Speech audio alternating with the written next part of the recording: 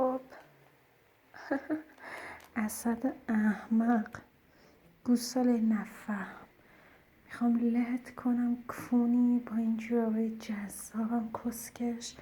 میخوام پاره پورت کنم کوچه سگ آشغال. میبینی جات دقیقاً زیر پاهای من عوضی نجس. باید زیر کف پاها جون بدی و بمیری کونی عوضی. میبینی همونجوری که پامو گذاشتم باید رو گردنت اینجوری فشار بدم تا خفه بشی جون بدی زیر پاهای من. باید بمیری واسه پاهای من کونی عوضی آشغال. حالیته جند سگ آروم آروم میخوام اینجوری بیام رود راه برم عوضی کثافت کسکش. دوست داری؟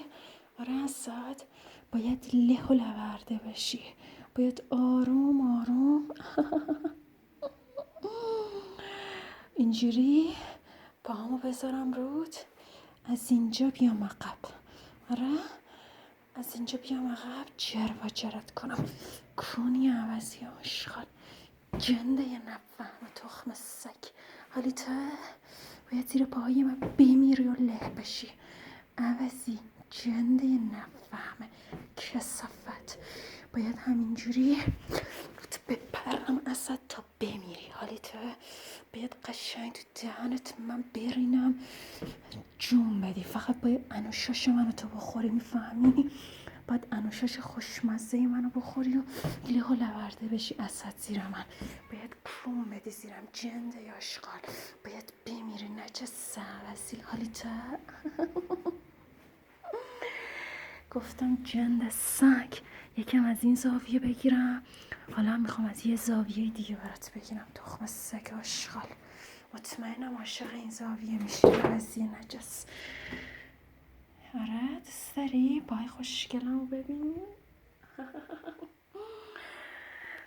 سخته بخوام از اون زاویه بگیرم. خوب نگاه کن عوضی جنده یا آشغال. میخوام بذارم گوشیم اینجا راه برم تا بمیری جر بخوری. حالی تو؟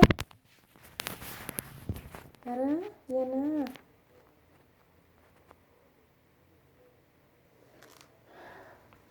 میبینی پاهای منو؟ کثافت بیخاصیت. آره یا نه؟ باید بمیری، باید له بشی اسد عوضی. زیر پاهای من باید له بشی کثافت کنی دی جنه آشغالی. باید با همین پاها میبینی با اینا کنی زیر اینا باید جر بخوری و بمیری عوضی آشغال. من جرت میدم یه کاری میکنم زیر پاهم کون بدی عوضی کثافت. دقیقاً این پاها رو یکی رو میذارم رو شکمت، یکی هم میذارم تو حلقت. خوب فشار میدم اصلا تا دل و رودت بریزه به هم. ولی تو عوضی پاشنه پا میبینی؟ آره یا نه؟ این پاشنه رو فشار میدم تا جر بخوری. میبینی؟ همینجوری باید له و لورده بشی کونی آشغال سگ نجس تخم سگ. لذت ببر. بعدش هم میخوام خوب روت بشینم عوضی حیوان برینم بالات. میبینی یا نه؟ دوست داری بالات برینم کسکش کونی؟